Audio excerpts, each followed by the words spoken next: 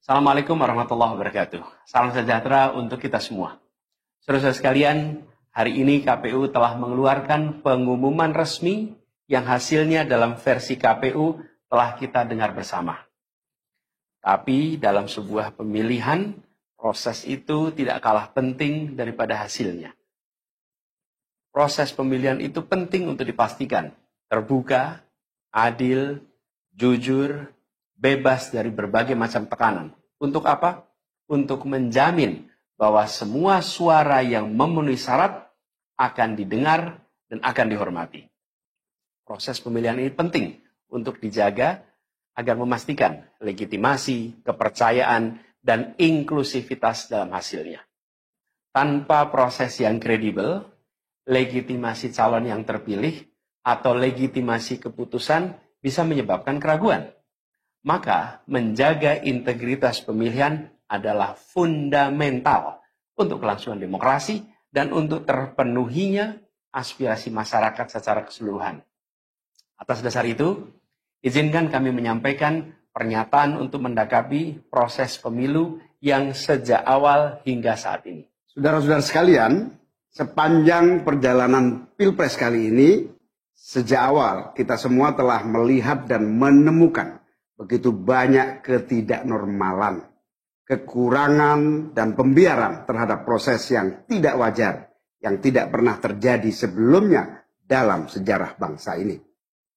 Sudah menjadi rahasia umum, berbagai kekurangan ini telah kita temui sejak jauh sebelum pencoblosan. Mulai dari rekayasa regulasi sampai ke intervensi alat negara. Dan semua ini telah menjadi catatan media serta jadi catatan publik. Mas Anies dan saya maju pencalonan sebagai capres dan cawapres ini untuk membawa misi perubahan, menghadirkan keadilan dan kemakmuran bagi semua, menegakkan kembali demokrasi dan menunaikan janji-janji reformasi. Dan berdasarkan catatan dari KPU tadi, ada puluhan juta orang yang menitipkan suara kepada kami berdua. Maka demi memperjuangkan suara mereka yang percaya pada perubahan dan tetap teguh hingga akhir, kami memutuskan meminta tim hukum Timnas Amin untuk maju ke Mahkamah Konstitusi dan menyampaikan kepada majelis hakim serta publik luas tentang berbagai kekurangan dan penyimpangan yang telah terjadi selama proses Pilpres kali ini. Terlalu banyak temuan-temuan tentang proses demokrasi yang tidak berintegritas ini yang telah dikumpulkan oleh tim hukum Timnas Amin. Semua ini nanti akan disampaikan oleh tim hukum kepada Mahkamah Konstitusi. Kami mempercayakan sepenuhnya proses ini kepada tim hukum yang dipimpin oleh Saudara Ari Yusuf Amir. Dan tentu dikawal dan didukung sepenuhnya oleh tim Amin di bawah kepemimpinan Kapten Muhammad Saugi. Kami menyerukan kepada seluruh relawan dan pendukung, mari kita dukung sepenuhnya tim hukum berjuang di jalan konstitusional yang telah tersedia secara sah. Dan kita semua akan terus menjaga etika demokrasi, menjaga suasana kedamaian dan persatuan. Saudara-saudara sekalian, kepemimpinan yang lahir dari proses yang ternodai dengan penyimpangan, dengan kecurangan, akan menghasilkan rejim yang outputnya nanti, keluarannya nanti adalah kebijakan-kebijakan yang penuh dengan ketidakadilan. Dan ini yang tidak ingin kita temui di Indonesia. Kita tidak ingin ini terjadi. Dalam prinsip negara demokrasi modern, ketika melihat ketidaknormalan, ketika melihat penyimpangan demokrasi, maka langkah yang dilakukan bukanlah marah-marah lalu melakukan agitasi kepada publik. Tapi langkah yang dilakukan adalah mengumpulkan semua sinyalemen, semua bukti-bukti untuk kemudian nanti dibawa ke depan hakim, ke depan Mahkamah Konstitusi. Ini ciri pribadi, ciri organisasi, dan ciri negara yang modern, yang matang, yang beradab. Karena itu sejak awal kami katakan, kami tidak akan gegabah. Walaupun kami merasakan sejak masa kampanye sampai pemilihan terlalu banyak ketidaknormalan, penyimpangan yang kami alami. Tapi kami memilih untuk mengumpulkan itu semua secara hati-hati, melakukan validasi, memastikan akurat. Kenapa? Karena kita ingin negeri ini, negara tercinta kita ini terus maju, makin matang dalam berdemokrasi, makin matang dalam bernegara. Dan ini kita kerjakan dengan keseriusan. Kita tidak ingin proses demokrasi yang terjadi membuat kita mundur mendekati masa prareformasi. Karena itulah kita menjaga semua proses ini secara baik, secara tertib. Walaupun itu semua kita lakukan, akan ada saja yang berusaha merendahkan usaha konstitusional ini.